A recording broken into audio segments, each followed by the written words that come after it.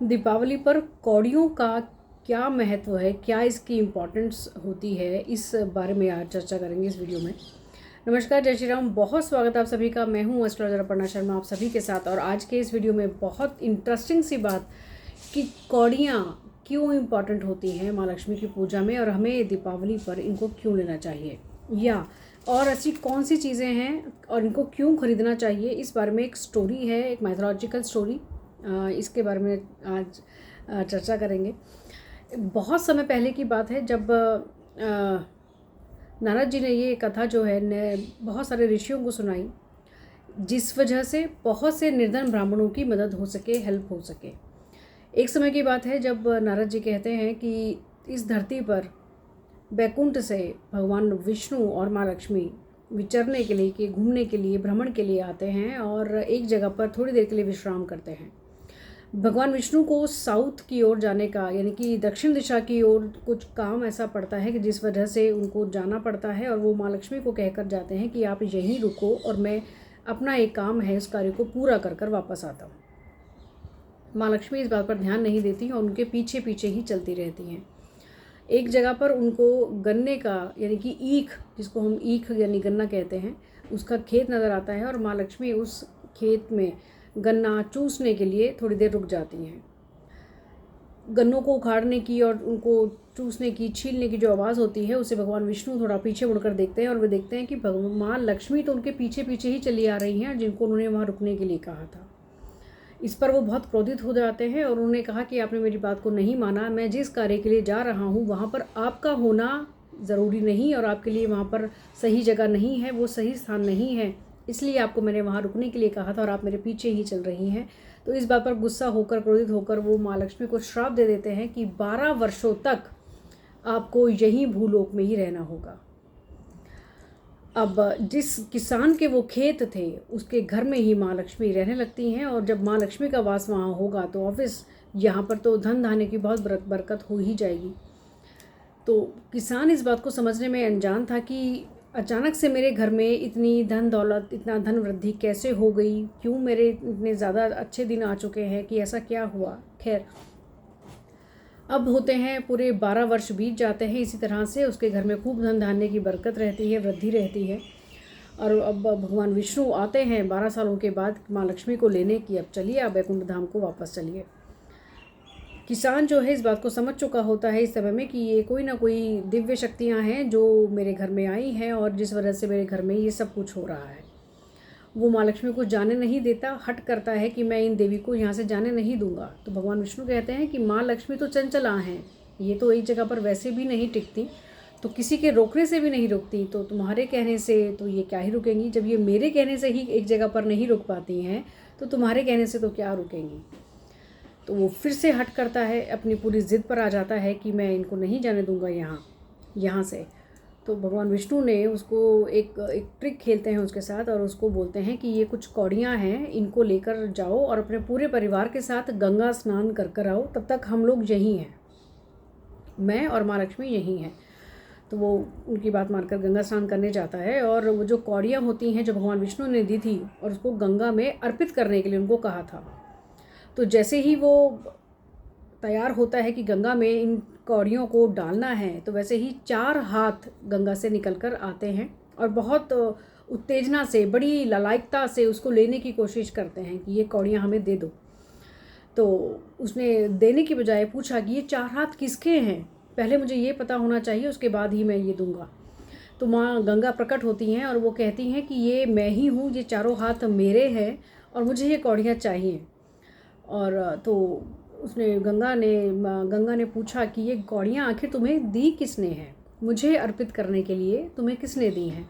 तो किसान ने कहा कि ये मेरे घर में एक देवी और देवता हैं, जिन्होंने मुझे ये कहा कि ये कौड़ियाँ ले जाकर गंगा स्नान करूं और वहीं पर इनको अर्पित कर कर आऊँ। तो माँ गंगा ने उसको बताया कि ये कोई और नहीं, ये भगवान विष्णु और माँ लक्ष्मी ही हैं जो तुम्हारे घर में अभी फ़िलहाल निवास कर रहे हैं, और ये कौड़ियाँ जो हैं माँ लक्ष्मी की प्रतीक होती हैं। अगर तुम इनको विसर्जित करते हो तो इसका मतलब तुम लक्ष्मी को जाने की जो इंडिकेशंस हैं वो दे दोगे।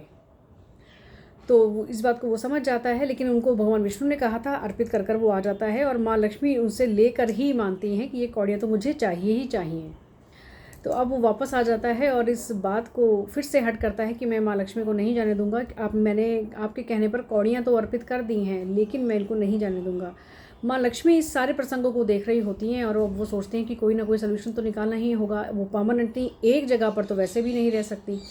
तो किसान को उन्होंने एक प्रॉमिस किया कि आप हर साल इस दिनों में, यानी कि कार्तिक मास की जो त्रयोदशी है, चतुर्दशी है और अमावस्या है, ये जो 3 दिन हैं, इन पर आप अपने घर को स्वच्छ रखना, पवित्र रखना और मेरे आने के लिए एक शुद्ध देसी घी का दीपक जलाकर रखना। मेरा कोई भी प्रतीक अपने घर में रखना। मैं आऊँगी अदृश्य रूप से आपके घर में, और चाहे एक दिन के लिए ही वास करूं, लेकिन मेरा जो प्रभाव है वो आपके घर में रहेगा। उसी समय से अगर हम बात करते हैं कौड़ियों की, ये तो हमने समझ ही लिया कि माँ लक्ष्मी का प्रतीक है कौड़ियाँ। इस समय में कौड़ियों को खरीदना एक शुभ संकेत होता ही है। माँ लक्ष्मी को आगमन, इनको इनवाइट करने का एक इंडिकेशन होता है। इसके अलावा जो जो चीज़ें माँ लक्ष्मी ने उस किसान को बताई कि देसी घी का दीपक जलाना, इन तीनों ही दिनों में देसी घी का दीपक अपने घर में जलता ही है। नरक चतुर्दशी यानी कि त्रयोदशी के दिन, धनतेरस के दिन, एक यम दिया जलता है जो कि हर्डल्स को दूर करने का काम करता है। मैंने कुछ वीडियोस में देखा कि लोगों ने उसको बड़ा सजा कर रखा हुआ है, उसमें फूल की पंखुड़ियाँ, ये वो सब चीज़ें डालकर, जबकि वो बहुत सिंपल तरीके से जलता है क्योंकि वो यम के लिए होता है। जो देसी घी का दिया घर के अंदर जलाया जाता है उसको आप डेकोरेट कर सकते हैं, उसको लक्ष्मी के लिए आप गुलाब की पंखुड़ियाँ इत्यादि से सजावट कर सकते हैं, लेकिन यम दिया हमेशा सिंपल तरीके से चलता है। इसके अलावा माँ लक्ष्मी ने कहा कि आपने घर को स्वच्छ रखना, पवित्र रखना। दैट मीन्स कोई नेगेटिविटी नहीं होनी चाहिए घर में। नमक खरीदा जाता है क्योंकि इन दिनों में यदि आप अपने घर में नमक से, पानी के अंदर नमक मिलाकर पोछा लगाते हैं तो ये भी नेगेटिविटी को दूर करता है। नमक से आप अपने घर की, अपने परिवार के सदस्यों की नज़र उतारते हैं तो ये भी नेगेटिविटी को दूर करता है। झाड़ू, जो कि आपके घर की स्वच्छता यानी कि गंदगी को बाहर करती है, इसलिए झाड़ू खरीदी जाती है। श्री यंत्र, जो कि माँ लक्ष्मी का प्रतीक है, जो कि माँ लक्ष्मी को बहुत प्रिय है, इसलिए श्री यंत्र भी हर घर में होना चाहिए। ख़ास तौर से हर शुक्रवार को तो श्री यंत्र की पूजा होनी ही चाहिए। बस ये जो दिन, जो त्रयोदशी, चतुर्दशी और अमावस्या यानी कि धनतेरस से लेकर बड़ी दीपावली तक, ये जो 3 दिन हैं, इन 3 दिनों में भी श्री यंत्र की खास विशेष पूजा होनी चाहिए। पंचामृत से स्नान इत्यादि है, इनकी पंचोपचार की पूजा है, तिलक अक्षत इत्यादि हैं, ये सब चीज़ें श्री यंत्र पर होनी चाहिए। ये साक्षात माँ लक्ष्मी का प्रतीक माना जाता है। तो इसलिए ये सभी चीज़ें इन दिनों में खरीदना, ख़ास तौर से जब हम धनतेरस की बात करते हैं तो इसमें कौड़ी, गोमती चक्र, नमक, झाड़ू, साथ में श्री यंत्र, ये सभी चीज़ें बहुत शुभकर होती हैं। सोना चांदी भी हम खरीदते हैं क्योंकि ये शुभ का संकेत है, बरकत का संकेत है। चांदी, क्योंकि माँ लक्ष्मी जिनकी जो आराध्य देवी हैं, वो ग्रह जो है वो वीनस यानी कि शुक्र है और उसकी धातु जो है वो चांदी है। तो ये भी कहीं ना कहीं माँ लक्ष्मी से ही संबंधित है, इसलिए चांदी खरीदना भी शुभ माना जाता है। तो ये वो सभी चीज़ें हैं जो कि धनतेरस पर आप खरीद सकते हैं। और क्यों खरीदी जाती हैं, इसके पीछे की पूरी जो स्टोरी है, जो पूरे लॉजिक्स हैं, वो भी आपको मैंने बताए। तो कोशिश करें इस वीडियो के अनुसार आप अपनी कुछ चीज़ों को खरीदें भी, अपने घर को डेकोरेट करें, उसी हिसाब से स्वच्छ और निर्मल बनाकर रखें। तीनों ही दिनों में शुद्ध देसी घी का दिया अपने घर के अंदर ज़रूर जलाइए, दीपावली के दिन खास तौर से। ये तो पूरी रात्रि एक अखंड दिया जलना चाहिए जो पूरी रात जलता है। इसी से हम माँ लक्ष्मी के आगमन का प्रतीक भी मानते हैं।